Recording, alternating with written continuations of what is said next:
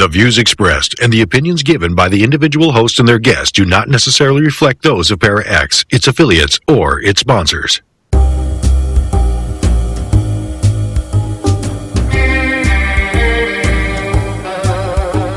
Step outside of your comfort zone.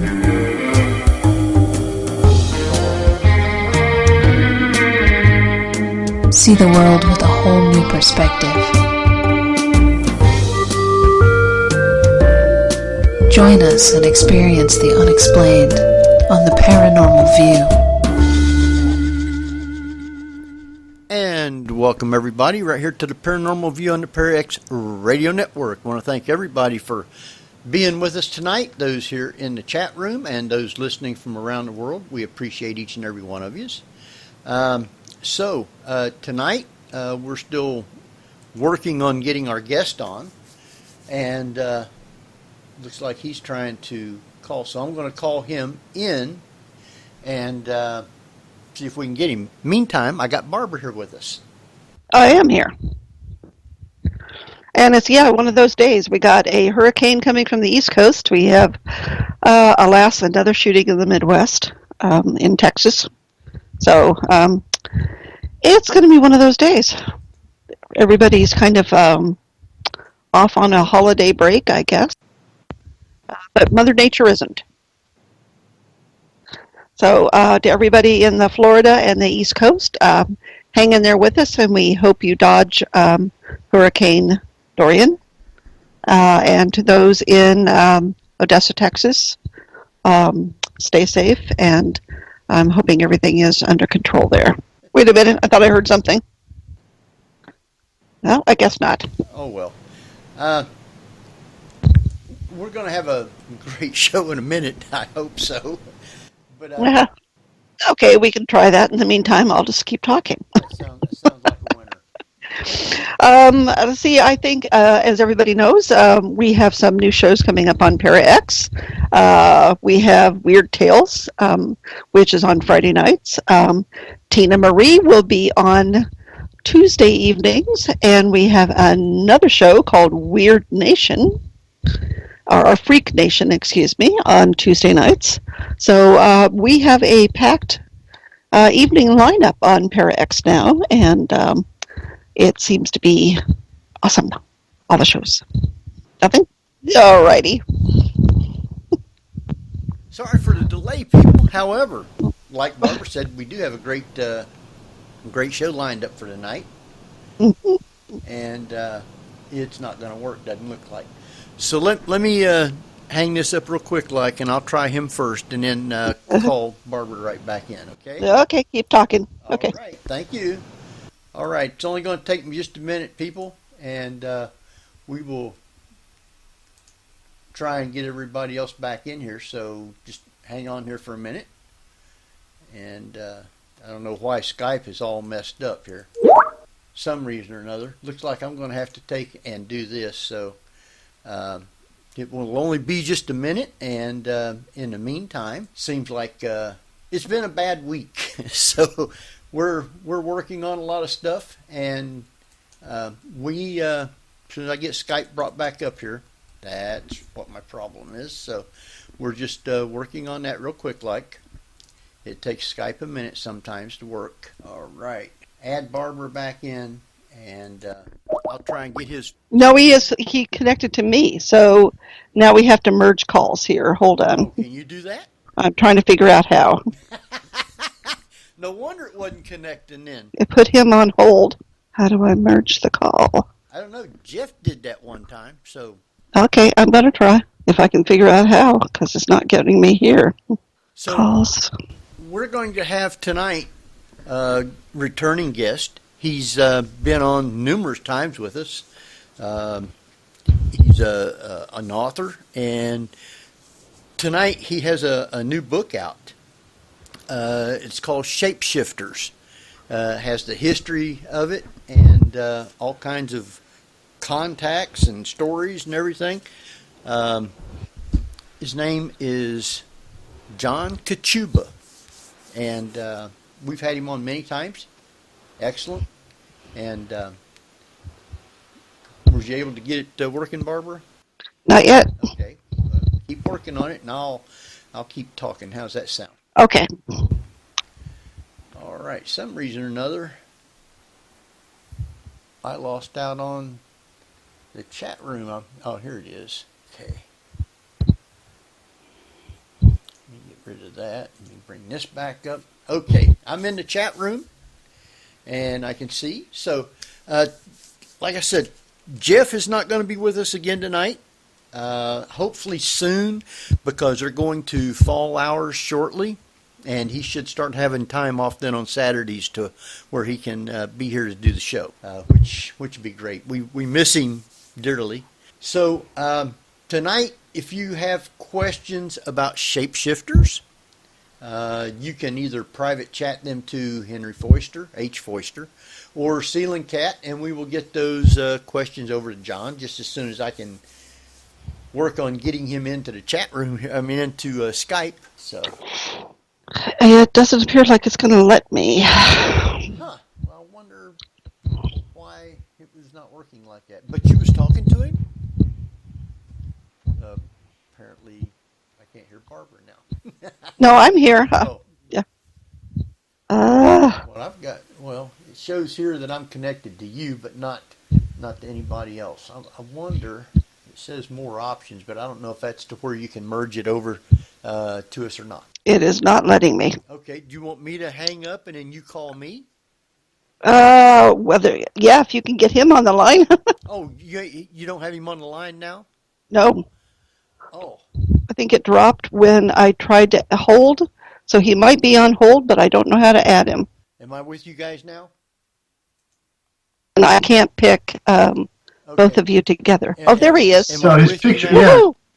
just Okay, came up. now we're all on. Oh, right. It had a thing there for me to join the conversation. Okay. So, Comedy of errors here. Yeah, there we are. I apologize for having crappy computers otherwise. no problem. No problem. As I was telling everybody in the chat room, now that everybody's here, tonight we got John Kachuba on with us tonight. He's an author, and we're going to be talking about his book, Shapeshifters. And there's a lot of history in it. So I hope he can talk for a long time, because that way I don't have to. But I want to welcome you back, because you've been on, quite a few times. And it's good to have you back on. We can talk about this now. And I told everybody in the chat room that if they have questions, they can send them over to me or Barbara, and we will get those answered for them. And Jeff's not with us, but we do have Barbara Duncan with us. Yep, I'm here. And we got John Kachuba. Yeah, I'm here. Finally. Yep. We've had Skype problems before. It's not nothing. I mean, it rarely has problems, but sometimes we do, and it's a nightmare, it seems like. So. Yep. But I'm glad everything's here, and I'm sure that once we get talking, Barbara's going to have a lot of questions too. Probably. Yeah, Henry, they're saying that they can't hear you very well, so Really? might want to boost your sound up a bit. All right, hang on here. How about now? Can you hear me now out there? Let me know if the sound is better. My microphone might have been a little far away. Okay. Was it just me that they can't hear, or was it Yeah. everybody? Okay. Just you. All right. Okay. All right. We're good to go then. If Yes, my we are. sound is Yeah. up now. They said turn my microphone up, but it is up, so hopefully you can actually hear me now. Better. Okay. All right. Okay. Talking about, and there's a lot in this. I guess first thing people ought to find out is exactly what is a shapeshifter. Well, the simple definition is just a person that is capable of transforming themselves, usually into an animal, and then back again to human form. But a shapeshifter can also change into not just an animal, but another person, It could change into even an inanimate object. So there's a wide variety of shapeshifters. But that's the basic definition, being able to do it. Now, sometimes it's voluntary, where the shapeshifter has control over that transformation, is able to do it at will. Other times, it's the result of, a curse or genetics, perhaps. You're sort of born into it sometimes and can't control it. And of course, when I talk about this, I'm speaking from fairy tales and folklore and, mythology, as well as actual reportings of shapeshifters from people around the world who have said they've seen them.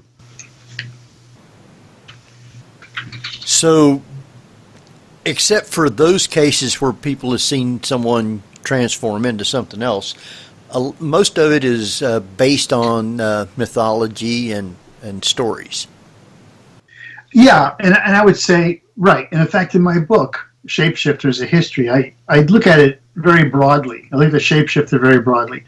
And I look at that character in cultures all around the world, from prehistoric times right up to today. And a lot of a lot of the stories come from folklore, folk beliefs. But then a lot of it was actually part of religion. When you look at sort of Greek and Roman stories, ancient Greek and Roman stories about their gods, Egyptian stories about their gods, a lot of those people are shapeshifters, and that is, it's a religious belief from those people. So again, it really varies as to where the sources of shapeshifter characters come from. They're all very interesting, and there are similarities, but there's also, great dissimilarities between them as well. Now, when you talk about the Egyptian gods, because a lot of them do have, Horus had a hawk head, for example. I believe Seth had a crocodile head. Are you talking about kind of morphing between the two, or that it's kind of metamorph, which is a combination of two? I guess the centaur, Minos, would be a good example of a human kind of animal. Right, and I do talk about those types. There are various types of shapeshifters, and what you're talking about there, when you have these sort of hybrid human-animal creatures, they're not truly shapeshifters in sort of the classic way that we think of a shapeshifter, because again, the key here is shifting. Is being able to actually shift from one form to another. But I do include those forms, those Egyptian forms. Like you said, there's a lot of Egyptian gods who have animal heads, or in fact, there's one, Taweret, which is a female deity, and it has the head of a hippopotamus, the torso of a woman, and the tail of a crocodile. So it's that's a pretty interesting one. But yeah. It doesn't shift. It doesn't shift, and I think that's the case. But I did talk about that because they are sort of, you said hybrid, and I guess that's a way of looking at it. You mentioned a centaur, and that would certainly be the same kind of creature that we'd be talking about, something that is a hybrid form. Yeah. And then there's also the shamanistic practices in which they're actually wearing the heads of the skins of animals, which kind of plays along with that to absorb the power, I guess, of a specific animal. Yes, I spend a lot of time actually talking about shamanism. I think to my mind, that's a very important part of the whole shape-shifting sort of motif. One of the earliest depictions of a shapeshifter is a cave painting on a wall in a cave in France called Trois Frères, Three Brothers. And this is from the Neolithic era. And what it shows, I have the illustration in my book, so that's a reason for everybody to go out right now and buy my book so they can look at the picture. A little plug. But what the picture clearly shows is this animal standing on its hind legs, and for all practical purposes, it looks like a deer. It has antlers. Sort of the body and sort of haunches kind of look like a deer. But then when you look a little bit closer at it, you notice that from, say, what we would say the hip down, the leg bones are depicted in the painting, and they're clearly the leg bones of a human rather than an animal. And when you look at the feet, you notice that the feet have toes. Now, I don't know any deer that have toes, so clearly what they're showing is a transformation. Then you look at the face, and the eyes are very much like human eyes. They're what would you call it, bioptic. They're right in the front of the face looking at you, sort of unlike most animals that have them sort of, you think of a horse, they have sort of that other type of vision. Right. Not all the animals, but a lot of animals. So this is clearly a depiction of a man transforming into a deer. So what was that about? Well, what archaeologists believe is that you're looking at an actual painting of what would have been some kind of shamanistic practice, where a shaman would go through the ritual of pretending to be a deer. And maybe wear a skin, like you say, maybe wear the head, would go into some kind of a trance state, and would actually start going into motions that would mimic like what a deer might do. And while he's doing this, the hunters in the group are gathered around him, and they're watching this, and they're also going into sort of this kind of a trance state, if you will. And there's actually pretty strong evidence that a lot of these early hunters and shamans were aided by hallucinogenic substances that they were able to get from the natural environment, mushrooms or something like that. Sure. So they were clearly putting themselves into a state where they would become one with an animal. They would literally believe that they had transformed into an animal. And they would go out and act accordingly. And it makes sense because, they were limited in what they can do, obviously, with weaponry, and they certainly didn't have GPS to track deer herds or anything like that. So the best thing they could do is sort of put themselves in the mindset of the animal they're trying to hunt, to be one with that animal, be part of the herd, and then be able to get close to it and kill it, prey on it. So I think the shamanistic societies were very important in sort of developing the whole idea of a shapeshifter character. Did they really shapeshift physically? Did they really turn into deer or wolves or whatever they were hunting? And the answer is no. But for all practical purposes, they did, because in their mind they did. They were what I call internal shapeshifters more than external shapeshifters.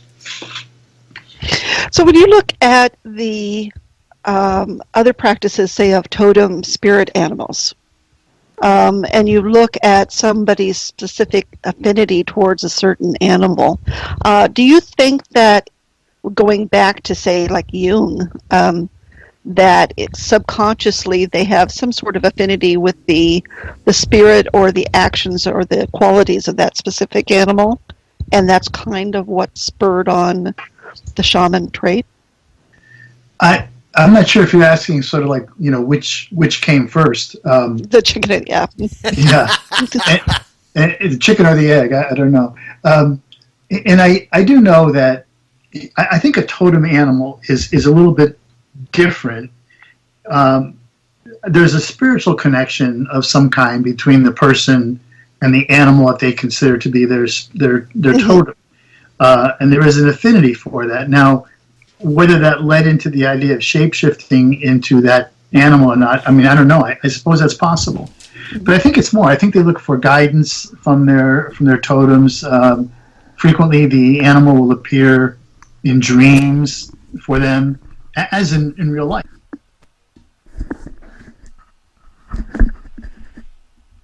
Some signs or some action from that, So. Yeah. Sorry, Henry, don't mean to monopolize the conversation. Oh, no, you're doing fine. I'm still working on stuff here. I had a problem with my microphone, a connection to it. Oh, okay. Plug came out, and I had to get it back in. So, no, you're doing fine. Oh, I'll keep asking questions. And that is, we have, well, then there is the other aspect to this, which is more of a voodoo culture. They also use animals and spirits in their rituals. I think they sort of absorb it. It's almost like it's a possession of a sort. Would you say that a lot of these shapeshifters would consider themselves possessed by a certain animal. I don't know. We're parsing words maybe. Mm-hmm. I don't know if they would say possession. I've been to some voodoo rituals in New Orleans, and I've seen people who claim to be possessed, and they certainly change in behavior. They act much differently than they normally would, and I think that's a case of possession. But I'm not sure that a shapeshifter would say that as much as he actually becomes that animal, okay. Which is different than being used, Yeah. as a vehicle by some other entity, which would be possession. Now, what is your opinion then of today's lycanthropic? Lycanthropy. Yeah. Yeah, I guess I don't know how to say the tendencies of a certain person to think that they are wolves or other animals today. Right, they would be lycanthropes, and you'd be talking Lycanthropes. Thank you. Yeah, lycanthropy, and it's amazing how often that occurred. I have a chapter in the book specifically on werewolves because that's what lycanthropy is. The very first. Well, one of the very first werewolves was a Greek named Lycaon, Lycaon, which is where lycanthropy comes from. And the story with him, it's really, it's a horrendous story. He had a lot of kids, and Zeus came down and wanted to just have a meeting with him, and Lycaon basically told Zeus that, I don't believe you. I don't believe you're the supreme god. All this kind of stuff. So Zeus got a little annoyed with that. And Lycaon wanted to prove that he was not the supreme god. He was not all-knowing. So what this guy did was he killed one of his sons, and he chopped him up, and he cooked him. And he served his son to Zeus to see if Zeus would know what he had done. Zeus knew what he had done. He said, "This is not hamburger," And so what happened is that Zeus cursed him, turning him into a wolf. And so, and he lived the rest of his life as a wolf out in the wilderness, hunted by men and all that kind of stuff. So that's where the whole lycanthropy thing comes from. But there have been a lot of cases, historical cases, of people who have believed that they were wolves, that they had turned into wolves. Mm-hmm. And in this chapter that I have on werewolves, there's several cases from France and Germany, but mostly France, and they're around the 17th century or so for the most part, a little bit earlier sometimes. And the stories are awful because what happens in these stories is you read about somebody who turns into a wolf and then goes around in the countryside literally murdering people, but not just murdering them. I mean, murdering them as a wolf would murder them, which is tearing them apart, limb from limb, eating them, And a lot of these people were actually caught in the act doing this kind of stuff. Wow. Or admitted to it later on. And especially that time period, a lot of them ended up being executed, as you can imagine, burned at the stake or whatever. Mm-hmm. But some of them were arrested and locked up, and even in prison, they would continue to crawl around on all fours, and they would growl at people and snap. And yet, there was no physical change. I mean, there was nothing about them that would indicate to you that they were wolves, mm-hmm. except for their behavior. Okay. So it's very strange. It goes beyond ergot poisoning then, because it would have been long past the time in which the poison would have stayed in their system, right? Well, I think so. Although there's some theory about that too. So I'm not sure, but these are people who I think, for the most part, were suffering, from mental delusions. Sure. I that's all I can pin it on. Wow. Well, that's horrific. Horrible people. And I didn't read the gory details, but in the book, I have actual reports, from that time period that I quote verbatim, and they're incredible. It's like, how can a human being do that? Well, now, in Chapter 3, you talk about the power of transformations. And you talk about David Icke. What is David Icke's theory on shapeshifters?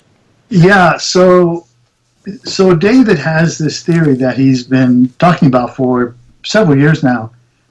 And he believes in something called the Babylonian Brotherhood, that apparently is a race of alien reptilian shapeshifters.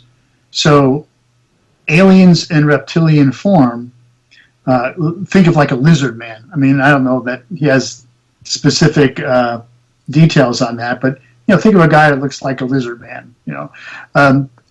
That they came from another planet, and I don't remember which ones they are, but David's got this entire sort of cosmology written out. He can tell you what planets was from what star system, but apparently millions of years ago they came to Earth, and when they came here, they mated with whatever sort of humanoids there were. I don't want to say Neanderthal, but whatever was walking around that was going to become a human being, they mated with those animals, those creatures. And because of that, their genetic material has been passed down through the generations, through millions of years, in certain people who have the consequence of that mating. And so David says that they're among us now, that they have a place where they live underground, apparently. They have a civilization, I guess, someplace underground. But that also some of the world's leaders are actually reptilian alien shapeshifters. And he mentions Barack Obama, Queen Elizabeth. The list is endless. He has other celebrities that are famous athletes, famous singers, actors, a lot of people of influence. And he claims that a lot of those are actually reptilian aliens. And I guess the idea is for them to put themselves in places of power where they would eventually, take over the world, I suppose. It's kind of a out there story, but he has something like over 2 million people that get his newsletter all the time and that believe, what he's talking about. So. I remember seeing YouTube videos and photographs where they supposedly pan the camera and people's eyes change to a certain lizard-like look. Right. The iris, turns to a vertical sort of snake eye, Yeah. And all I can say is, there's a lot of photoshopping that's pretty easy. Yeah. Those camera angles, yeah. Oh, sure. Yeah, if they ever dropped their guard down and changed into one of them lizards, everybody'd know, wouldn't they? Yeah. Yeah. Now, we have a great question in the chat room, and that is about the jinn and whether or not you would consider them shapeshifters. The jinn? The jinn, yeah. Is that what it is? Yeah. It's an interesting question. I'm not sure. I suppose so, because they basically have pretty much power to do what they want. I don't know that I've come across stories where they actually, I'm thinking this through, I don't know that I've come across any where they were actually shapeshifters. But it would seem from what I do know of them, I would think they would have the power to do that. But I don't know that, I guess I can say I didn't come across any shapeshifter stories about them per se. Oh, okay. Which is not to say, I got to say, when I started doing this book, it ran away with me because I thought, I'll just start doing shapeshifters. Well, the more I got into this, and I found out there were literally thousands of different kinds of shapeshifters in cultures everywhere. And it got to be to the point where I had to say, okay, what can I put in the book without being completely overwhelming? I probably could have done another 2 or 3 books about shapeshifters. Wow. Yeah, Go ahead. Go ahead. I'll feed off no, you. go ahead. It's okay. Well, you have a lot of different stories that goes way back in early times, and not just from around here. I mean, you got countries from all over the world that talks about these things. Right. There's probably so many different ones that you don't even have half of them listed, I imagine. But somebody posted in the chat room about skinwalkers. That would be part of shapeshifters too, right? Yeah, definitely. Yeah. And the skinwalkers, they're sort of different too, because for the most part, most of the tales of the skinwalkers come from our own Southwest area. And frequently among the Navajo, or the Dene people, as they call themselves. That's sort of where those stories originate. And the indigenous cultures, more our Southwest, have them. And the thing about the shapeshifters, about the skinwalkers, is that they are really shamans, again, but evil. I mean, they are basically, the Navajo would call them brujo, witches, Spanish for witches. And they're not nice people. They shapeshift primarily to either avenge somebody or to create some kind of a crime, and usually it's like murder or killing somebody. But they are definite shapeshifters, but they're voluntary shapeshifters, that they control that. They can do it at will, and then and that's it. They are feared so much that you talk to a native person about them, and actually you probably won't be able to talk to them because they are very silent. They don't even want to talk about skinwalkers for fear that simply by talking about them, they may bring one after them. Yeah. Yeah. So they're really, I mean, it's in the culture. I mean, it's, they believe that. It's pretty firmly ingrained in that culture. So have you ever seen anything that would resemble shapeshifter, or have you been to areas where people says they see them? Well, I can't say that I've ever had experience seeing a shapeshifter. When I was writing this book in 2017, I was in 7 different countries in Europe, Eastern Europe and Western Europe. And I was in areas where over the years, and I mean historically over the years, people had incidents or run-ins with what they thought was a shapeshifter. I was in France, and I was in the region where in the 18th century, there was something called the Beast of Zhivadon, which was described as, by different people, as sort of this large canine kind of thing. Some people called it a wolf, some called it a hyena, but it was very large.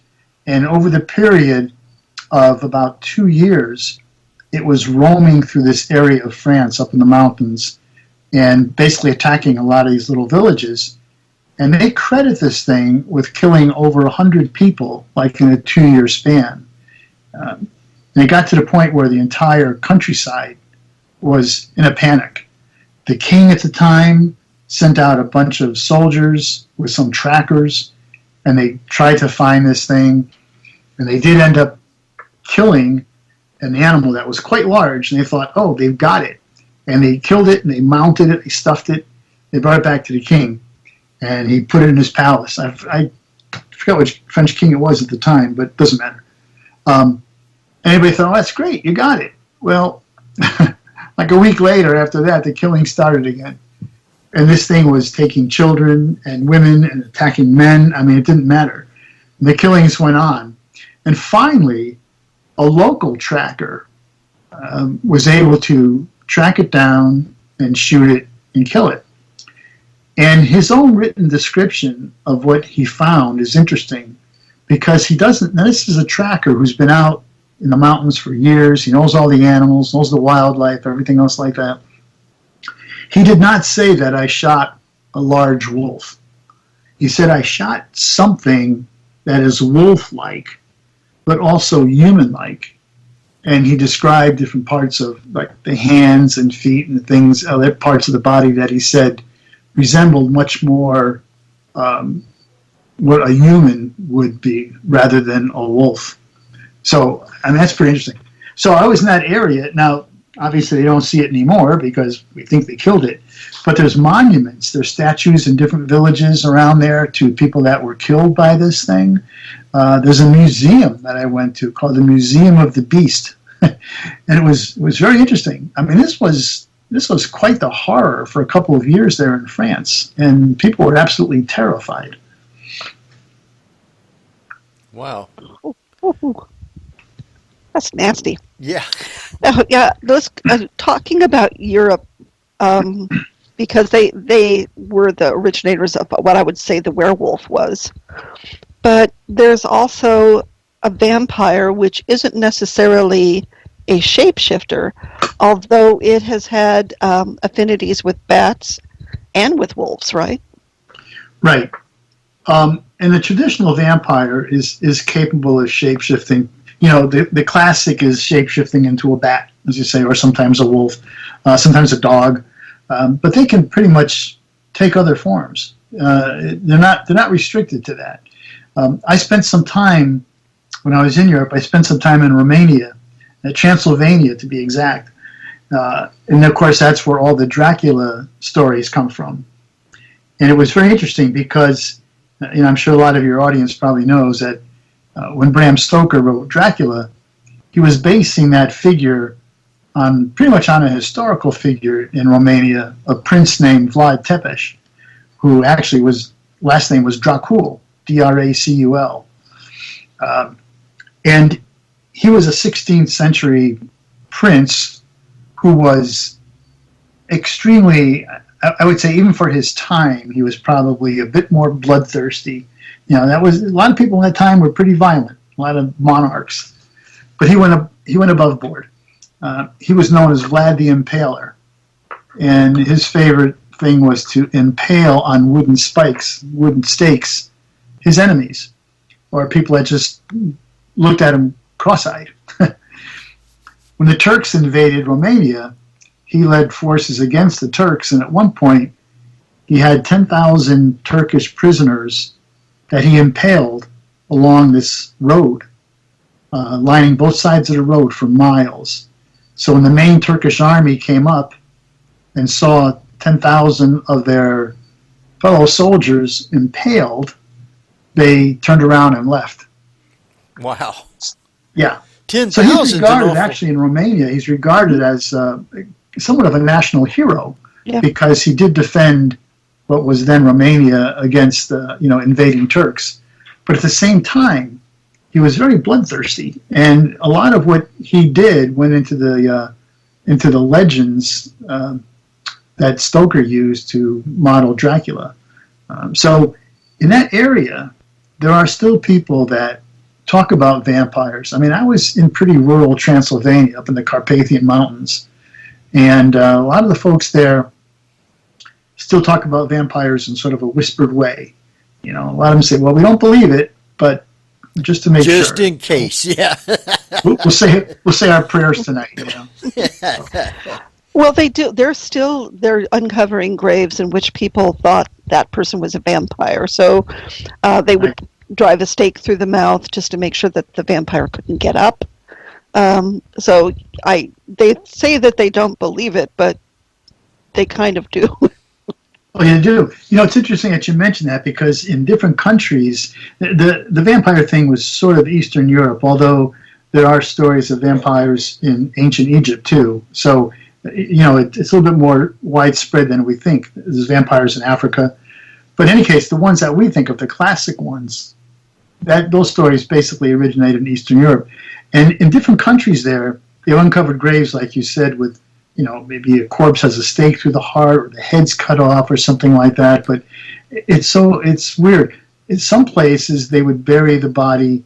Well, if they thought it was a vampire, they would exhume the body, dig it up, and they would bury it again much deeper and face down, with the idea that when it awoke, it would try clawing its way out, and it would be clawing itself deeper into the earth. So, kind of an interesting take, but yeah. Wow. A lot of times they would dig them up and put a stake in them, wouldn't they? Mm-hmm. Yep. That's what I would think. Yep. You don't get to come back. But they did that whole vampire thing though of digging up a body and everything. I mean, that was as late as I'm trying to think of the exact year, but it was in New England sometime around 1892 or 1893. Wow. Mercy Brown. There's a famous story about her. What happened with her was her mother and older sister died of tuberculosis, and her brother became sick. And so her brother moved out west. I think he went out to Colorado. The family lived in Rhode Island, in Exeter, Rhode Island. And so he moved out west thinking, fresh air and everything else would help him. Now, they didn't really know a whole lot about tuberculosis. And in fact, they didn't call it that then. They were calling it consumption. When he came back, he was sick still. And his sister, Mercy, passes away. She dies. She's 19 years old. And they bury her. Meanwhile, so the brother is the only survivor in the family. And he's sick and he's getting worse. So the theory that the local people come up with is that the reason why he's wasting away is because he's being vampirized. He's being attacked by a vampire. When you're attacked by a vampire and over, it's a wasting away illness. You don't suddenly die. You waste away over a period of time and then die. So they thought, well, it must be Mercy doing this, his sister. So they actually dug up her body. And it was interesting because there was even a reporter from the Providence Journal, which was it's still a newspaper there today. And he was there recording the whole thing. And these people dug up the grave and they cut out Mercy Brown's heart. And they burned it. So all you had were ashes. And they took the ashes back to the house. They mixed it in a broth and they had her brother drink it. And they thought that would cure her brother of the attacks by her, that it would cure the vampirism. So he died. Yeah. Everybody died. And it turned out that, what they were all wasting away from had nothing to do with vampires. It was all about tuberculosis, a wasting away disease. But that time period, so that was as late as I want to say 1892. I'm sure somebody out there will probably check it up and say when she really died, when the corpse was dug up. But that's not that long ago, right? I mean, we're not talking about ancient times. We're talking about educated, intelligent people in New England, in the United States, in 1892 or 93, digging up a body thinking it's a vampire. And what happened during that time period was there was a whole panic in New England about vampires. And it was all due to tuberculosis. But people were digging up graves left and right and thinking these were vampires and destroying corpses and everything else. It was crazy. But it took hold of the popular imagination, and people just went wild. Wow. So there are bats and wolves. I believe there are birds also that people transfigure into. There's a story I have from Africa about, let's see if I can actually find it. I think it was maybe Kenya or Uganda. And it's modern times. It's like from 1996 or something like that. And people were outside. It was around dawn. And they noticed 3 large birds, big black birds, flying over the village. They thought it was kind of unusual because they didn't recognize the type of birds. They were large and black, and they didn't know what they were, but they flew over the village. Not too much after that, as one of the villagers was walking down the road, and he found this woman, an old lady, lying in the road, and she looked kind of stunned. And he went over to see what was going on with her, and meanwhile other villagers gathered. They asked her if she was okay and everything, and she said, well, yeah. They said, what are you doing here? And she said, I'm a witch, and I was returning with my other witches, 2 other witches, from a coven. We had a coven meeting, and we were flying back over the village, and the sun started to come up, and I lost my power, and my power to fly. And so I fell and I crashed to the ground here. So they looked at it like, okay. But they had just seen these 3 black birds, and she maintained that, yeah, she was one of them. She was a witch that had transformed into a bird and lost her power and shapeshifted back into her human witch form, I guess. So that's one. I mean, there are other stories about bird transformations. The bottom line that I found is that almost any animal you can imagine, there's some shapeshifter story to it. You know, if you look at some of the stories about Zeus, going back to ancient Greece, I have a list of, I think, maybe 12 or 13 different animal shapes that he took, and there was even more. I mean, everything from a bull to an ant. I don't know why you would shapeshift into an ant, but apparently Zeus did. Yeah, he loved doing that. Yeah. Geese, yeah. Swans, I believe, is one other one. Yeah. Yeah, oh yeah. Well, really into that. Medusa had snakes on her head. Yeah. It's true. Now, do you think that really was like that, or was that just like mythology also? No, I think that's mythology. I mean, the ancient mythology is great stuff. But I guess with snake hair, I'm not sure what that would make her. Some kind of a hybrid maybe, but not a shapeshifter.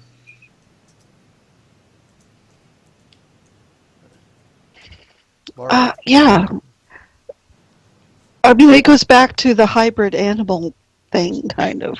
It's interesting how people, like I said, tend to identify with certain animals, not necessarily as a spirit animal, but even, I guess Jung would go back to the unconscious, saying that it's still that primal part of the human brain that makes us want to act as an animal sometimes.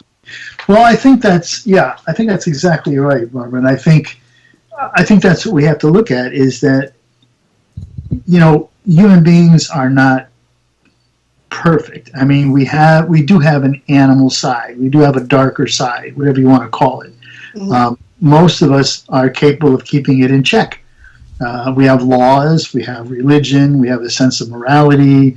We have all these things that keep us in check so that we can have an orderly society, so that we don't run amok, right? Mm-hmm. But on the other hand, I think there's sort of a unhidden, well, I shouldn't say unhidden, I think more kind of a hidden desire in a way to be able to say, wow, wouldn't it be great if for a little while I didn't have to have all those restrictions on me that my society says I have? What if I could run naked through the woods howling at the moon? Would that be great?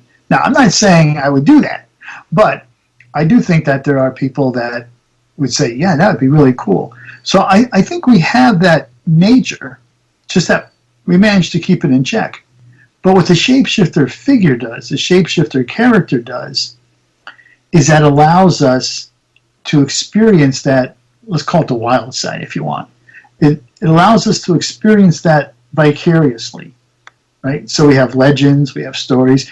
I mean, think of how popular the shapeshifter figure is right now in literature, in books, in movies, and TV shows. When you start looking at it, it's everywhere. It's everywhere. And why is that? Why do we dress up at Halloween? Why do we wear costumes? Why do we have masquerade balls? Why do we wear masks? That's all because it allows us to sort of indulge a little bit in another nature that we have, another sort of expression of our character. Mm-hmm. Kind of an escape from reality. Exactly. Yeah. Exactly. I did, for my research here, when I started getting into that end, I went to a cosplay convention in Florida. And if your audience doesn't know what cosplay is, these are people that dress up in costumes of, like superheroes and TV figures and people from the movies, all these fantastic creatures. Some they just totally invent, Star Trek, Star Wars, those kinds of things. But these folks, when they do this, they don't simply put on a costume. I mean, they take on that persona entirely.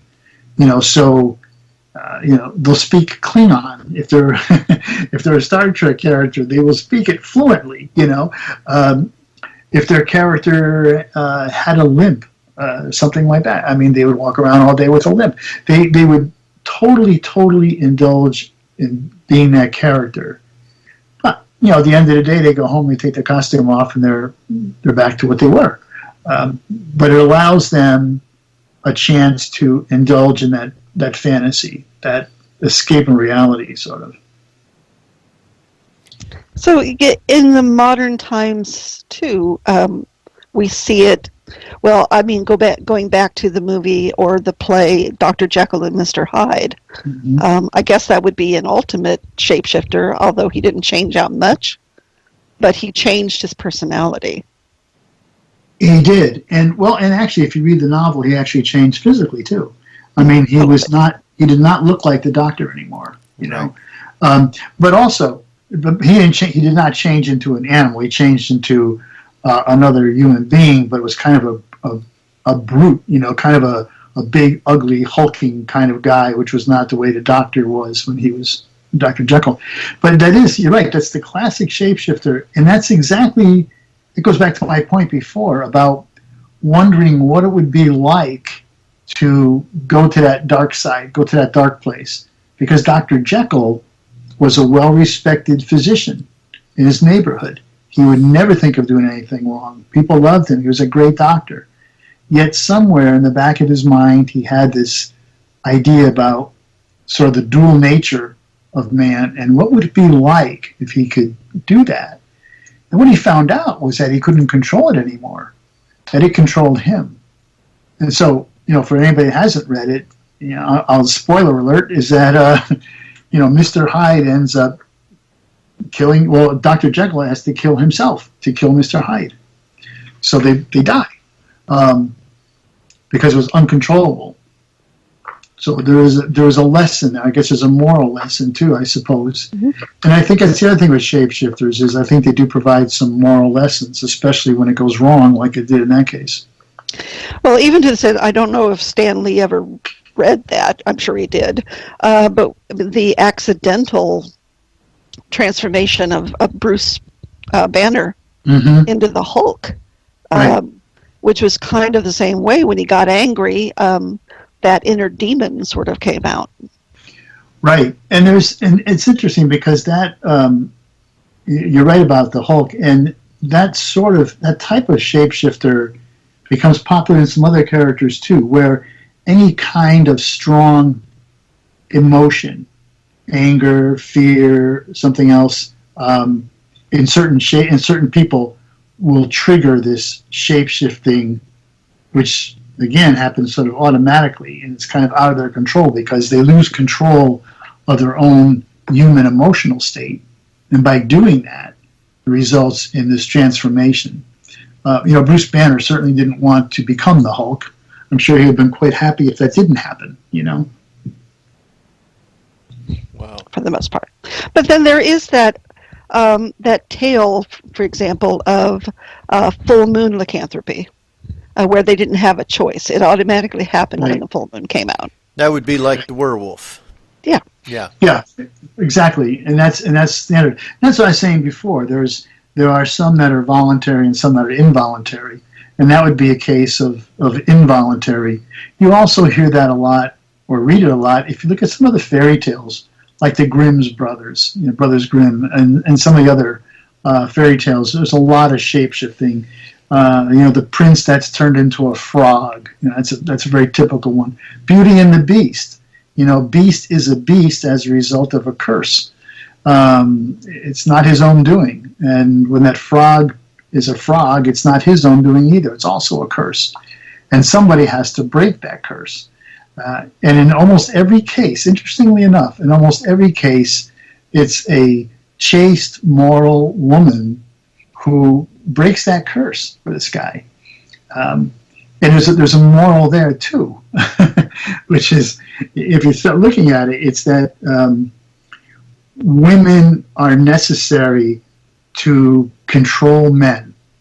And I'm saying that in a positive way. I'm not saying it as like a chauvinist complaining about it. I'm just saying that what these tales indicate is that men, if left to their own devices, and I'm using this broad, very general, and I say men, I don't mean all men, but some men, when left to their own devices, are probably going to get in trouble and maybe end up cursed or something along those lines, but that there will be a good woman who can get him back on the right road and change things for him and change him into something else. That's really what those fairy tales are talking about. Oh, that was back during a time in which there was more of a matriarchal society, I think. And that kind of steered people to the effect of, feminine or even the feminine ideal can be a guiding factor in this. Right. I think when you get into the more modern day religion aspects, it turns back over to the patriarchal society, and you're not going to find this. Well, I take that back. Transmigration, I guess, probably would be the ultimate shape-shifting, wouldn't you say? Wow. Yeah, that's. I hadn't thought about that, but I would say, boy, this conversation is getting deep. No, but you're right. You're right, and. It's funny because I have some examples from religion, from the New Testament and the Bible about shape-shifting. So, since we're at the transmigration, we can look at some of those things as well, too. I hadn't noticed anything in the Bible. Okay. I've got some of that stuff down, and I think we'll talk about it after we do our break in just a little bit, which is pretty interesting. What you had in the, I guess one of the earlier chapters, you was talking about NH1. What is NH1? Oh, that's the, I can't think of what it stands for right now. This is a theory by a man named J.M. Banias, who is a UFOologist, I guess you would say. Right. And what he talks about is the idea of alien encounters always being the result of a shapeshifter. And what he says is that our brain can only assimilate so much. If we were faced with an alien in its true alien form, whatever it might be, it would be our brain would not know what to do with it. We would look at it and we just kind of go, huh? I mean, we wouldn't know if that was something we should be afraid of. We wouldn't know if it was an inanimate thing. We wouldn't know if it was an animal. We wouldn't know if it was a plant. We just wouldn't know because we have no frame of reference to it. And our brain always wants to compartmentalize things and put things in neat little holes. So you say, oh, okay, I'll put it in this corner here. Now I know what it is. So what he says is the NH. Boy, I wish I could remember exactly what the term meant. But in any case, what it stands for is the idea that an alien would be able to sense, and I'm not sure exactly how, a human being's sort of confusion and befuddlement by looking at it. And so what it would do is it would alter its form so that it would be something more recognizable to the human brain. So the human brain would be able to say, oh, okay, now I see what that is. If you think about the way aliens are frequently depicted, had the little silver men or whatever, but in any case, they always seem to have 2 legs, 2 arms, a torso, a head, and 2 eyes, whether they're huge bug eyes or whatever. But that's pretty much the standard description of aliens when people say they've had some alien experience. So I think what he's saying here is that truly their form? Is that really what they look like? Or have they projected that image so that it looks somewhat human-like, so that a human being looking at it would say, oh, well, it's not quite human, but it's something. It must be an alien of some kind. An alien might look like a piece of dirt or, a stick. I mean, we have no idea. right? We have no idea what life forms might be on other planets. So, and I have to look up the NH1 for you, Henry. I wish I could remember exactly what the term meant, but that's the theory behind that. But don't you think a lot of that is anthropomorphizing everything, that we have to do that? Even our deities, we have to make human-like. Oh, right, absolutely. I mean, I think that's the point. Is that's what? Yeah, you're right. I mean, that's what our brain needs to do. We need to look at things in terms of our humanity, because it's very difficult to grasp something that is not us. Even the concept of God, like you say, is God have a long white beard and walk around in sandals and a robe? And that, I'm not sure. Maybe not, But that's how we see him. That's how we see pictures. I don't think Jesus had long flowing hair and blue eyes and pale skin. Not if he was from the Middle East, Yeah. So, anyway, yeah. I think what we'll do, since we got started late, I think we're going to take one break today. And I think we'll wait about another 10 minutes or so before we do it. But we was talking about the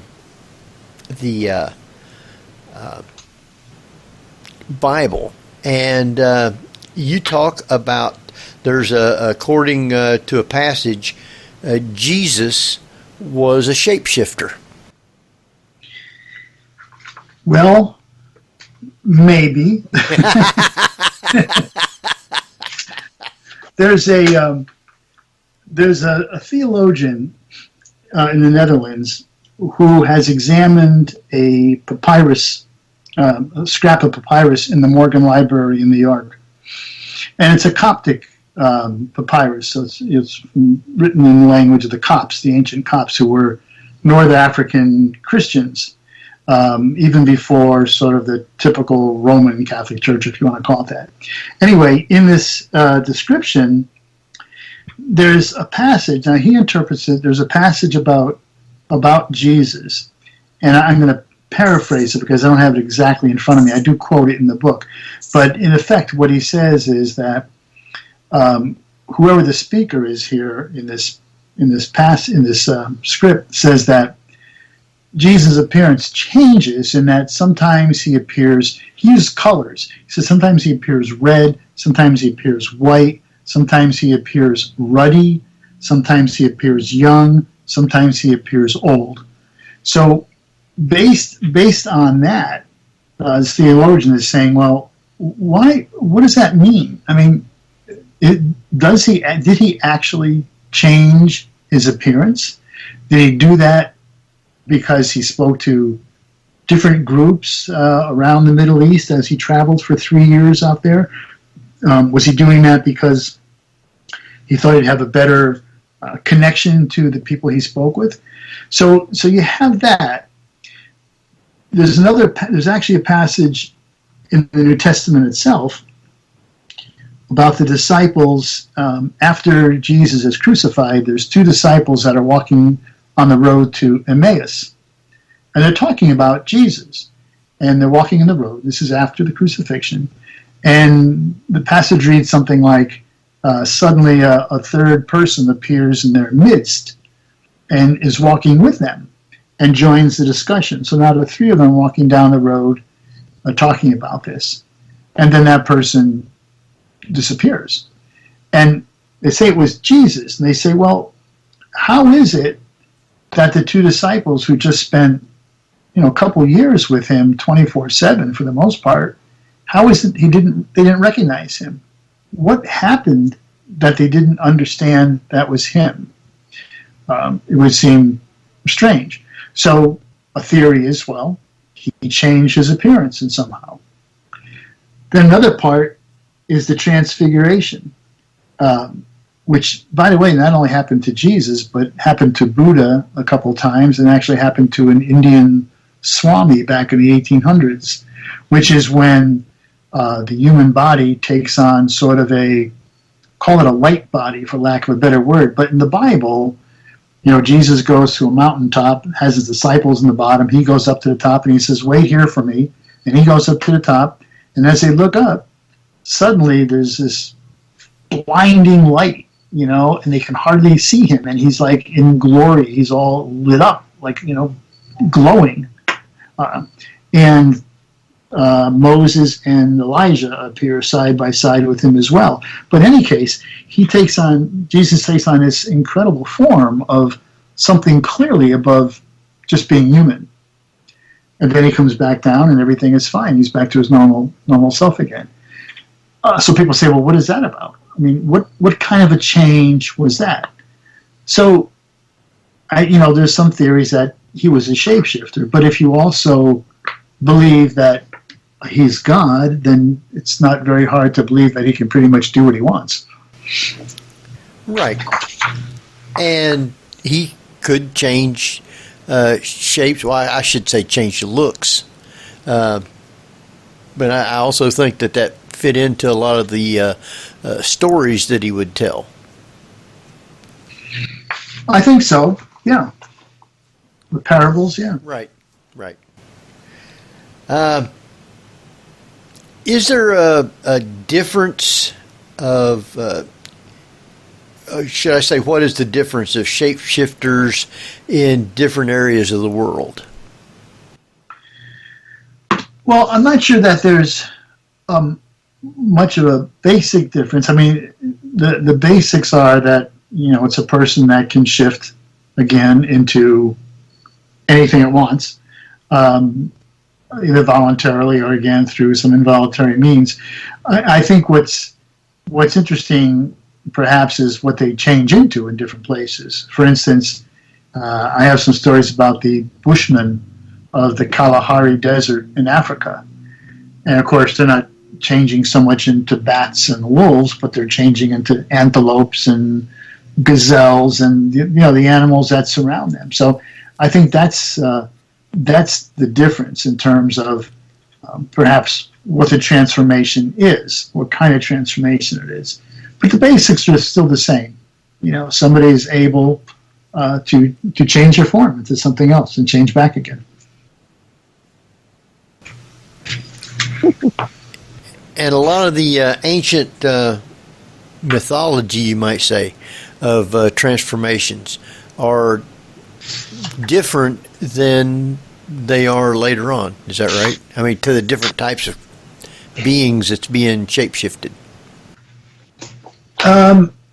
Yeah, I'm not sure. I mean, if you look at the mythology that we were talking about before, you're not seeing so much. You're not seeing sort of the typical kind of Egyptian things where somebody's got the head of a dog and the body of a man or something like that. Although, well, I think I might have to come back on that one. Well, I'm thinking, what is it up in the upper Midwest, Minnesota, Wisconsin? There's something called, I think they call it just the Dog Man.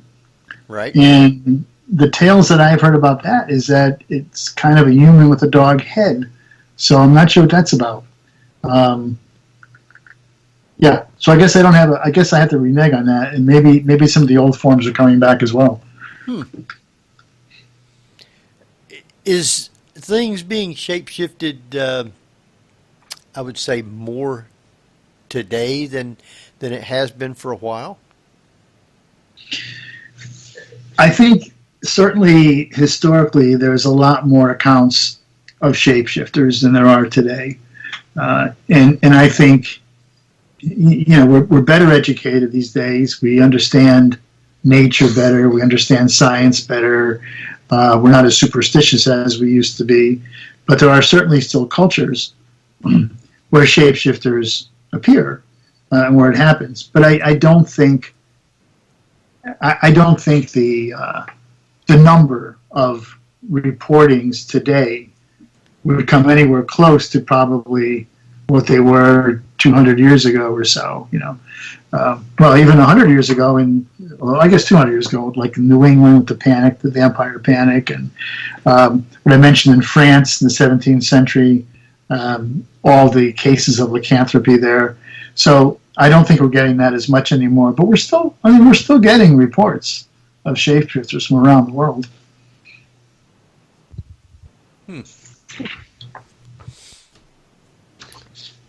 Henry, do you want to take a break now? Because I have a great question we can come back from chat from. If you'd like to do that, we can do that.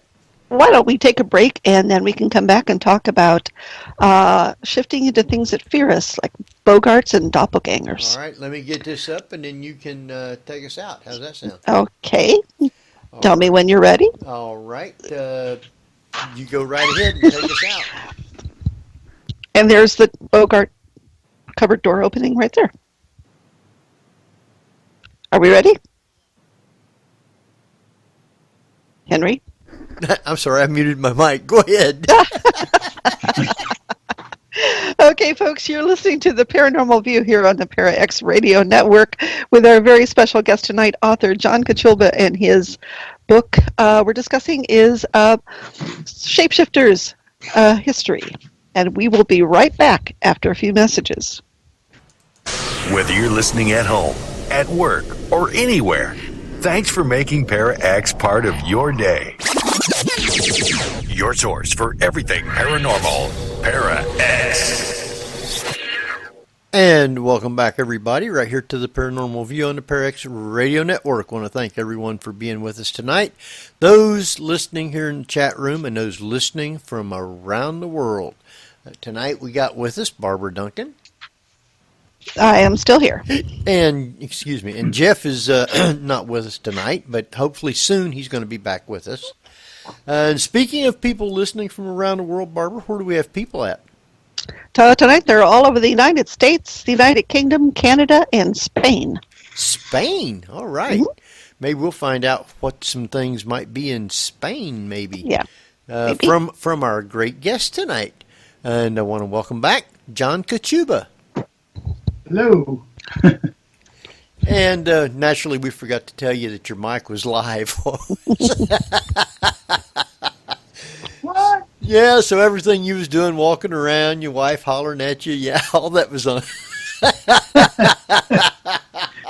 Nice. Nothing terrible. It wasn't nothing bad. It's all good. Yeah. Well, I don't think we talked about you guys, though. So. Oh, no, you didn't. We'll just call it. You we'll did. just call it an EVP and leave it at that. Yeah. Now, Barbara, you got a good question, so I'm sure that's going to be another 20 minutes worth. So. Oh, there's a really good question that came in from the chat room, and Kat would like to know if there are shapeshifters which tend to shift to feed off or find our fear. Not their fear, but somebody else's fear. It's sort of like the Harry Potter Bogart in the cupboard. Yeah. Huh. That is an interesting question, and I'm not sure. One thing I came across was something called a psychic vampire. I'm not sure if that's exactly answering the question, but what a psychic vampire does is basically I shouldn't say live. It drains the psychic energy of its victim. So it takes that. That's not quite the same thing as living off somebody's fear, though.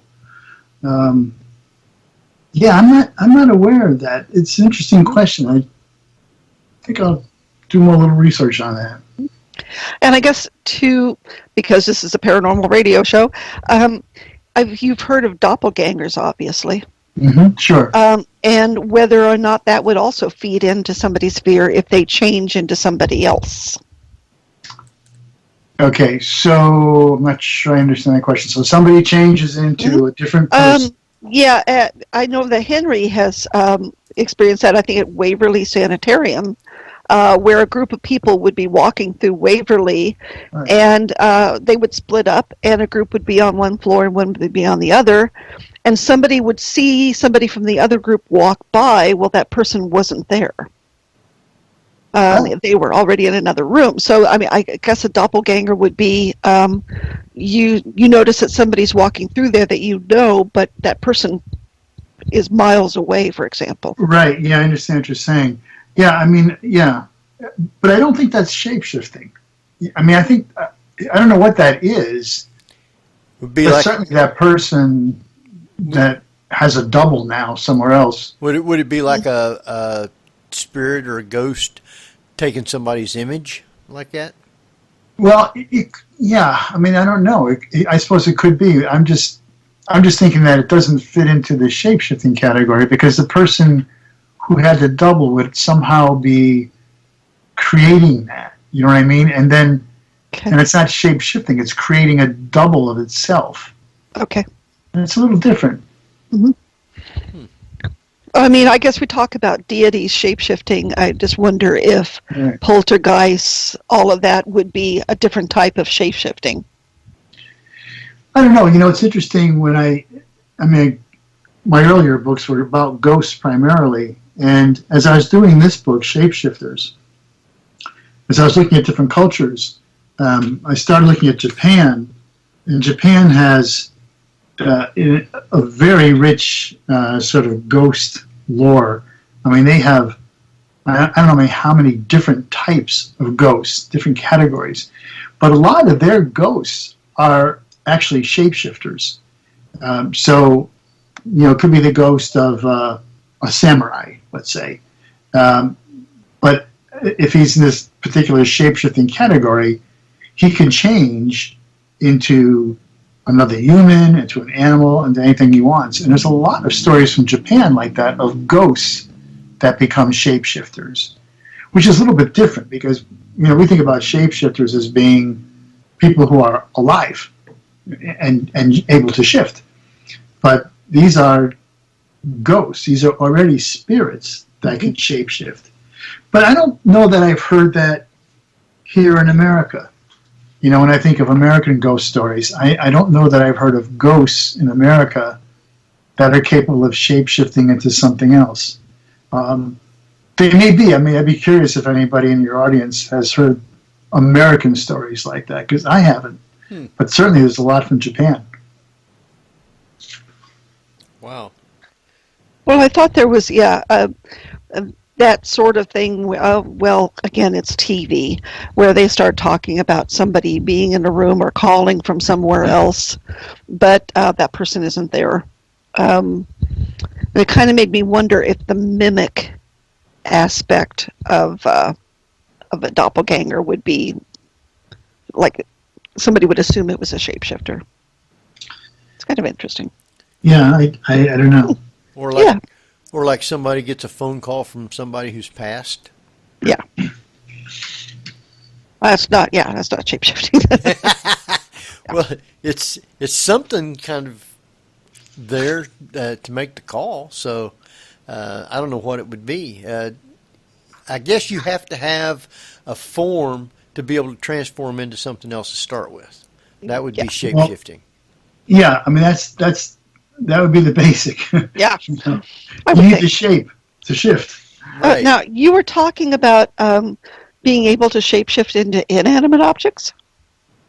Right. Can you give examples of that? Because this is a new one for me. Right. Well, again, when I talk about the Japanese ghost stories, there's a lot of ghost stories from Japan about the ghost shapeshifting into like a tea kettle for whatever reason. To me, they seem kind of... I think if I had the ability to shapeshift, I'm not sure I would change into a tea kettle, you know. I think I'd look for something a little better, a little more interesting. But there are stories from Japan like that.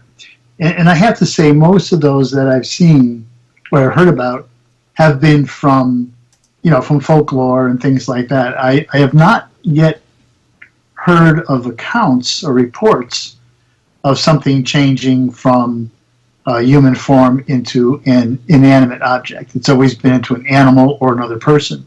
But there are stories in folklore and mythology like that. So there's that potential. And I know it's been used a lot in sort of popular culture. I think of, I'm not a big Star Trek fan. I don't know which one of the Star Treks it is, but there's a guy named Odo on there, ODO. And oh, yeah. You know what I mean? Yep. He's a shapeshifter. And I remember seeing one episode where he had to pass through this door. It was a locked door. And what he did is he changed himself into basically a puddle, and he went under the door as like this silvery puddle. And then on the other side, that puddle materialized or transformed again back into, Captain Odo or whatever he is. So, I mean, there's an example in popular culture. So it's there, but it seems to be there only in fiction, let's say, in terms of folk tales and things like that. But there's there. There's actually even some cartoon series. I think about it, I have 11 grandkids, and several of them are little, and they're watching cartoons. And there's one cartoon that one of my granddaughters, she's like 5, is watching, and it's called Morphle, Morphl. And you already have the MORPH, that morph word in there from, morphology or metamorphosis, changing, right? And Morphle is a little red blob with eyes and 2 little ears. It's like supposed to be like a kind of a dog or something. But anyway, he can change into absolutely anything. And he does. He changes into airplanes. He changes into other animals. He changes into, anything that his owner, a little girl, wants. So those changes are there. They're all in, like I say, they all seem to be in fiction and pop culture, but they are there. Wow. Well, you bring up a really good point, and that is, I think, haven't we changed the shape-shifting rules a bit so that now it seems to be morphing into really cool stuff like the Power Rangers or Right. X-Men or things along those lines that before it used to be kind of dark and scary, but now it's like shape-shifting into things that we really want to be. Yeah, I think that's right. I mean, I think that's true. And again, it's pop culture that's taken the lead on that, because if you're writing a TV show or you're writing a graphic novel or you're writing a book or you're doing a movie, you have free reign to use your imagination, right? So you can take any of these shape-shifting sort of stories, and you can really stretch them and bend them, and no pun intended. But I mean, you could do that. So I think it's very common to do that. There's just trying to think, there was another example I was going to give of that when you were talking, but I forgot what it was. It'll come back to me later, I guess. But I know what I was going to say. You mentioned Power Rangers. One of the most popular Transformers is a toy. I mean, Shapeshifters is a toy. Transformers, right? I mean, these are vehicles that change into big robots or whatever you want to call them. And that's an enormously popular franchise in toys, movies, and that's all imaginative. It's totally made up. You're beginning with an inanimate object that changes into another inanimate object. So that's really stretching it. Now, do you believe that a lot of the shapeshifter stories are just that, myths or stories? Well, I think so. I mean, I think that's where they start. But I always ask myself as a writer, is there always some reason for a story? As far-fetched as it may seem, as impossible as it may seem, is there some logic behind that story? Is there some fact? Is there some truth somewhere that may lead somebody then to spin off a tale from that? So I guess what I'm saying is, I think the Shapeshifters stories are stories, but you have to wonder why it is that the Shapeshifter character is prevalent in almost every country, or every culture, I should say, around the world, and has been with us for thousands of years.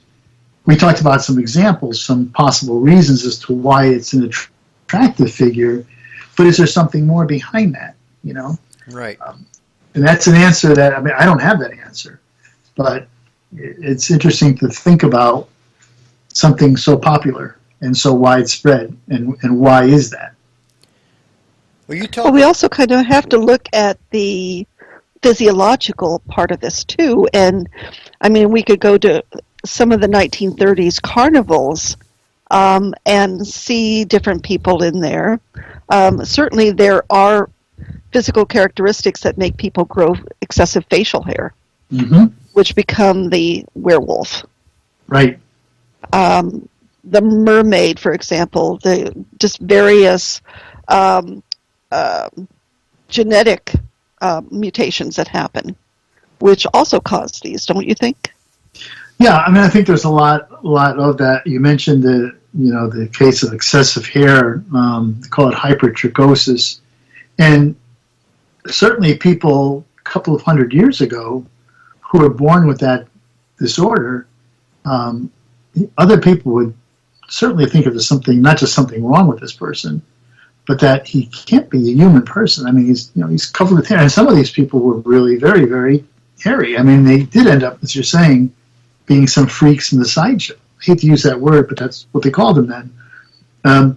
So yeah, I think there's a lot of medical reasons for that, physiological reasons that would make people think that person has somehow transformed into something, or is changed into something, or was born that way, but is not just human, is something other than human. You know, it's funny that we just mentioned that, because I just read a story yesterday in the New York Times about, it's unfortunate, you have somebody in Spain in the room, so they may hear this, but there was a pharmacy in Spain that was dispensing medications to people, and what they thought they were giving them was, they thought they were giving them omeprazole, which is used for, heartburn and reflux and things like that. And they were giving it to these children, these babies. In fact, what they were giving them was, I can't think of the drug's name right now, but it's what they use for to treat baldness, to encourage hair growth. I think it might be minoxidil. I'm not sure. Yeah. Is that right? Okay. So unfortunately, these babies were getting this wrong medication and taking it, and now they're growing excessive hair. So as you can imagine, there's lawsuits against the pharmacies and everything else. What happened was they ordered both drugs from India, but it wasn't the fault of India. India delivered them properly labeled. Somehow when they got to Spain, the pharmacy mislabeled them. So they were giving the wrong medication, yeah. Wow. But so here you go. You have the case again where some of these kids now are suffering hypertrichosis, excessive hair induced by a drug. That wouldn't have been the case a couple hundred years ago, but here we have that kind of medication now, that kind of pharmaceutical edge, if you will, that can do that. Hopefully the kids will be all right. They said that once they discontinue the medication, after a couple of months, they should be okay. But well, I hope so. Gee. Yeah. Now, you talk about this one thing in one of the chapters. What is fluid shapeshifters? Fluid shapeshifters. Where do I say that? Why do I say it? Why do you say it? What am I talking about? Well, I don't know. I'll have to look it up. Fluid. I said fluid shapeshifters. Is this Stump the Writer night? Or is this, No, it's in one of the say that chapters. Odo would be a fluid. Well, he said it became fluid. Well, it's kind of a seamless thing, I guess, maybe. I honestly, Henry, I'm not sure. I hate to sound ignorant, but I'm not sure what I was trying to say when I said that. Fluid shapeshifters. I don't know what I could have meant by that. I don't know. I think it's the title of one of the chapters. So let me look it up here. Yes, chapter 8. It says fluid shapeshifters, sex, gender, and identity. Oh, okay. So what I was talking about there, all right, it's a term that I sort of invented. But what I was talking about was, I invented a lot of stuff. I was talking more about the idea of gender identity. As I said, this book is really broad. And so one thing I started looking at was people who identify as something other than what their birth gender is. So whether they're transsexual or whatever they might be. And what I found in doing some of the research here is that there's this whole thing now, and I'm certainly not an expert on gender identity or anything like that, and I don't want to come across as pretending that I am, because I'm not. But I am aware of the fact that there are many people now who are gender fluid, not so much fluid shapeshifters, I guess you can call it that, but that at times, feel that they're one gender, other times they feel they're another gender, and they don't clearly identify themselves as any one thing in particular. So that's what I meant.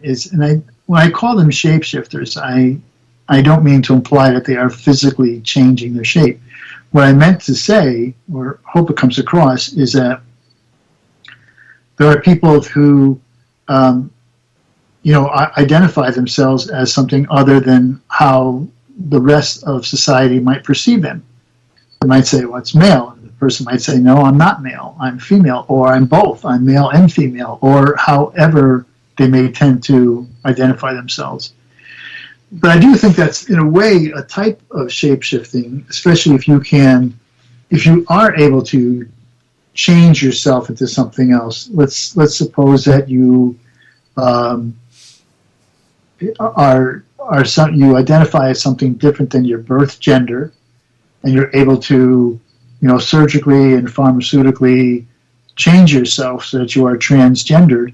I mean, you certainly have shapeshifted. I mean, you've changed yourself into something else. So I think that's what I'm talking about when I say fluid shapeshifters, is this whole idea of the fluidity of gender types today, and how people identify themselves in various ways.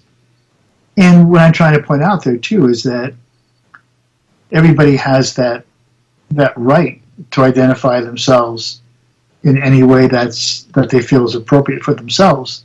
And that the rest of us, don't have the right to say that they are something other than what they claim, what they state to be for themselves.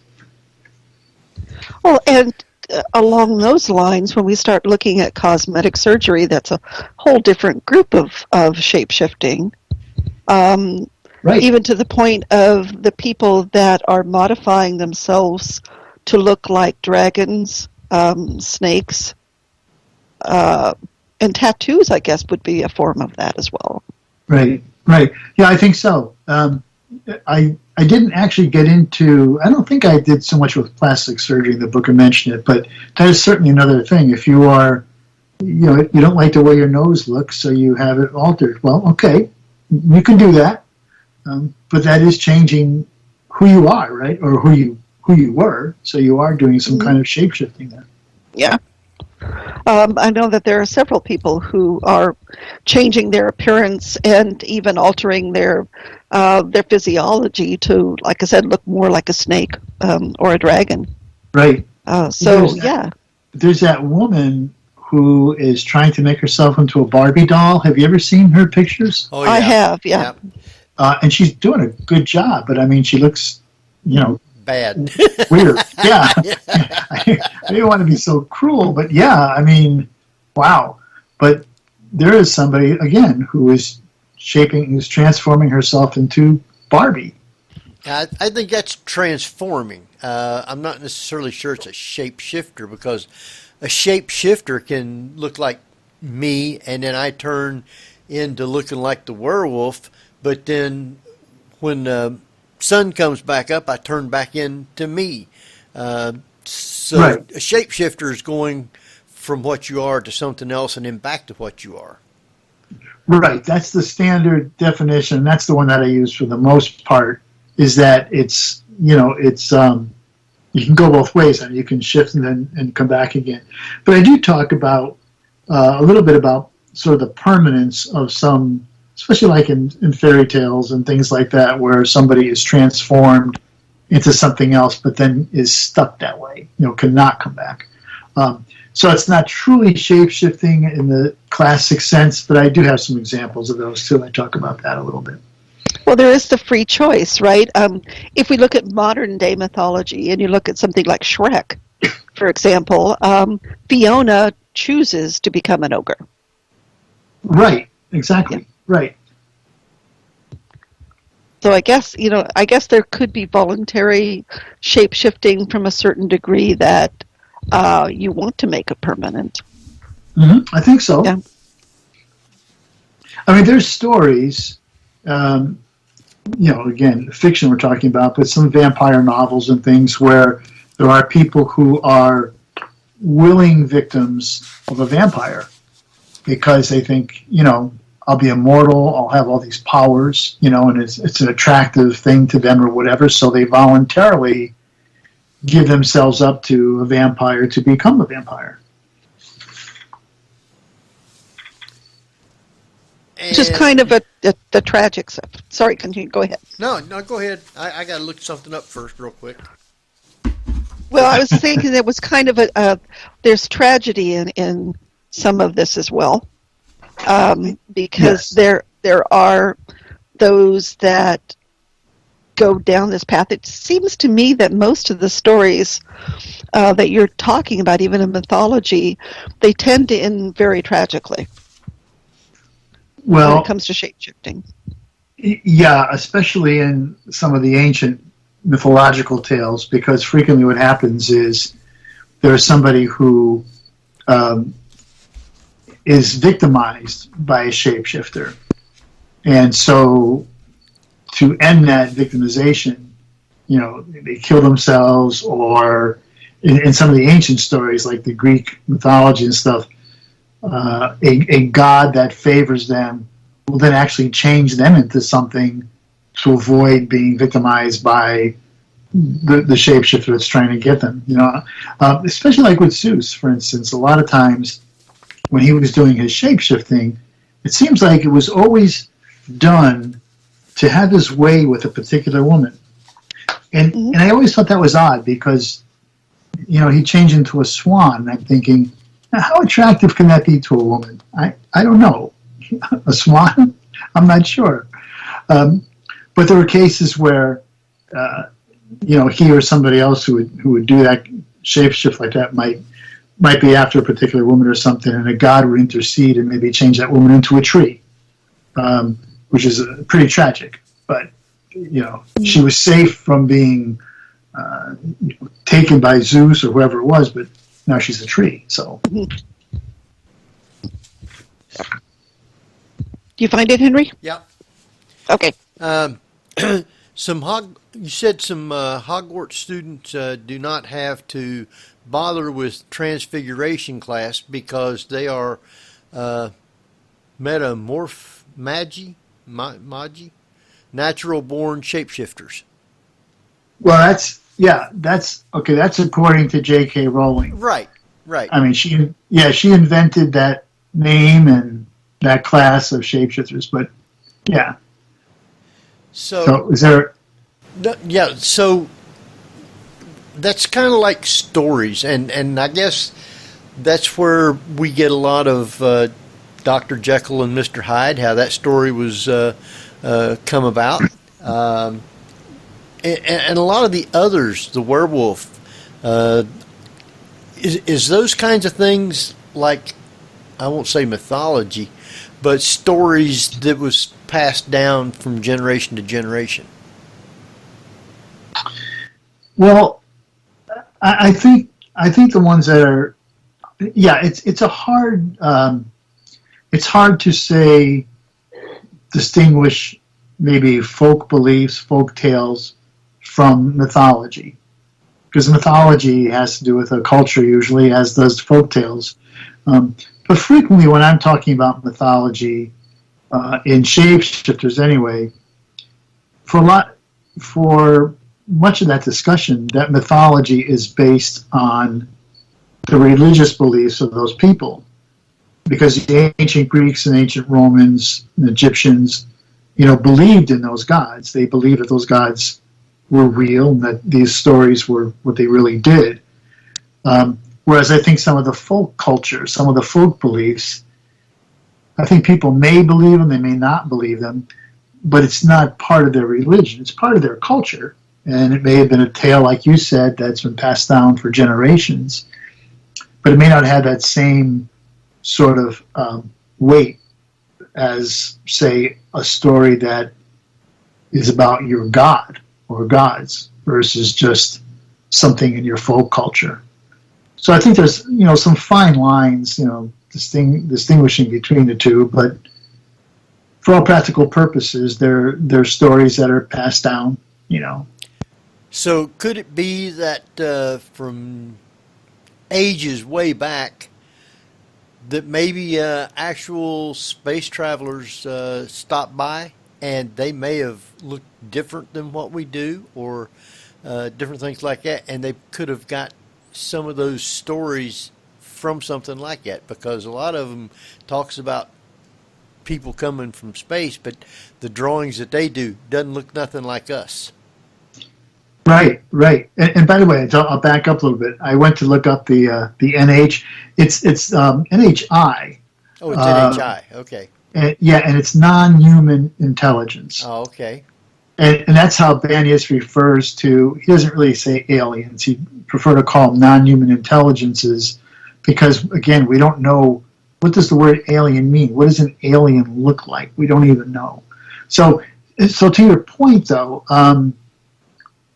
It's possible. You look at, there's certainly drawings of petroglyphs and things in different cultures that seem to show things that might be considered UFOs or aliens or something like that. There's large Earth structures like the Nazca lines, and some of the mounds that we have here in Ohio.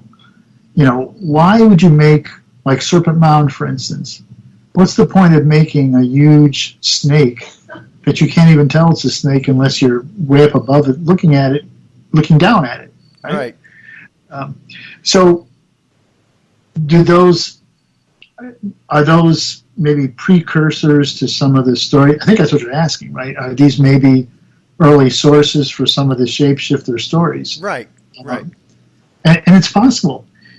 We have to sort of ask, and I guess we really can't ask, but if we were able to, when we see a petroglyph someplace in the desert, and it's somebody says, "Whoa, it looks like a spaceship, and it looks like an alien." Okay, so if we could ask the people that put that there what it was they saw, what their intention was, it would certainly, help us understand what stories might be coming from that. And maybe actually be able to draw a connection, like, oh, okay, so now I understand why they believe that people can change into whatever, because they had this story already. Or maybe they had some experience that we just don't know about, can't understand. So if you were to project based on an alien intervention, for example, if you were to project human culture, say, into the year 2500, do you think that there still would be examples of transfiguration, shape-shifting, and what do you imagine that would be like? A transfiguration, shape-shifting? Yeah. Specifically that? Yeah. What would the culture be that would incorporate shape-shifting? Wow. I don't know. I don't know how to answer that.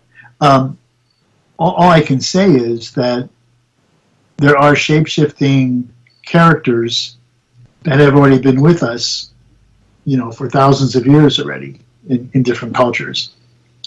So 2500 is not all that long off. I mean, I won't see it, but it's not that far away. I don't know why some of the same shape-shifting stories that we've already had with us wouldn't continue. Would there be new kinds of shape-shifting stories? Maybe, especially as we make some more technological advances, and I think of some of the things we're doing in the biological sciences with cloning and things like that. I mean, it could very well be that we have other stories. I'm not sure specifically transfiguration. I don't know why that would be necessarily a particular shape-shifting story that would be told now or in 2500 particularly. Well, I would assume that some of the new ones now, just like what we was talking about a while ago, you got all your transformers. That would be shapeshifters, and that's the new kind of stuff that's out now. We know that that's not real, but maybe 2,500 years from now, people might think it was. Oh, I see. Well, yeah, right. Okay, that's possible, sure. I think the only difference is now is that because of the technology that we do have, we can leave a pretty complete record of everything we've done and said and thought, whether it's on computers or in books or, it's there. So I think people might say, I don't know. They might say, yeah, Transformers, they didn't really do. But maybe they did. I don't know. So you look at human evolution, and you think, okay, if you take a look at The Time Machine by H.G. Wells, and we evolve into the Morlocks and the Eloi.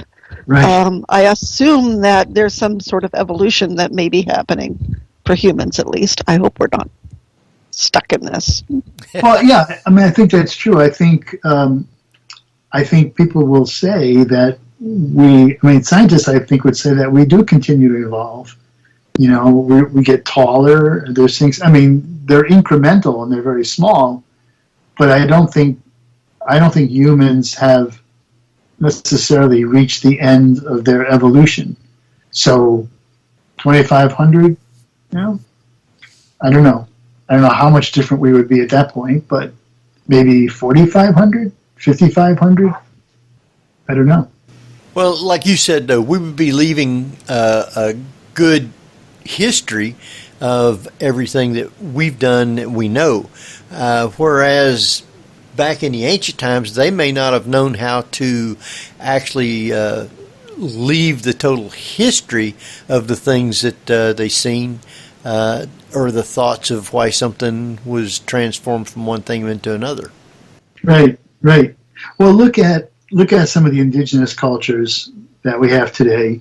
And a couple hundred years ago, let's look at Native American culture, for instance.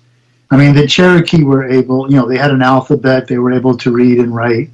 They developed their own language that they actually were able to transform into writing, into words. But that was a rarity among Native American tribes, right? Most everything was oral history.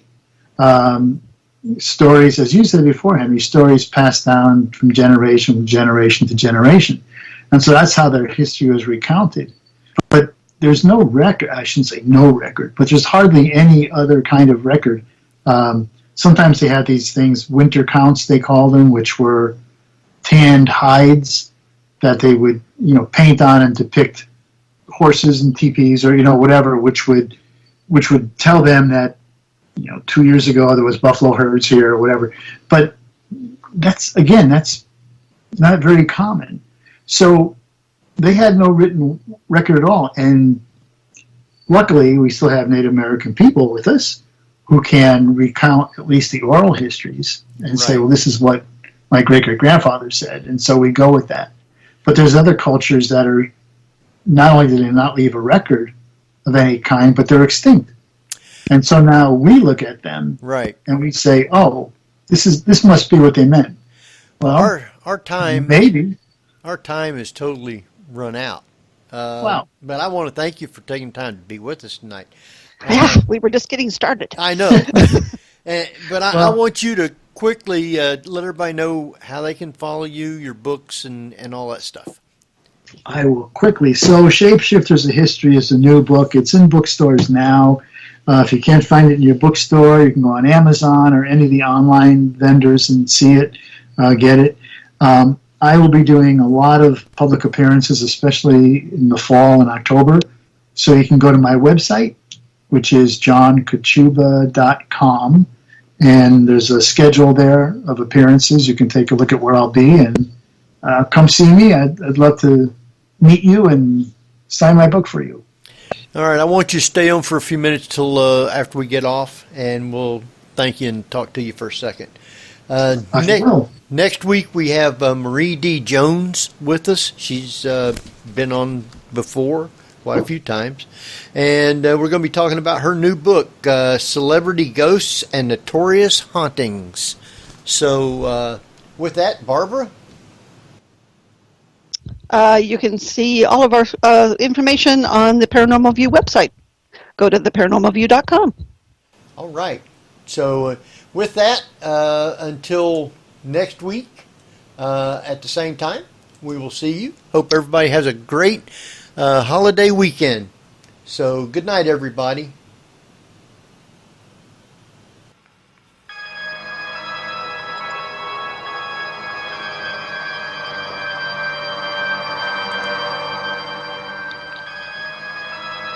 You've been listening to the Paranormal View on the ParaX Radio Network. Join us again next week at the same time for more of the Paranormal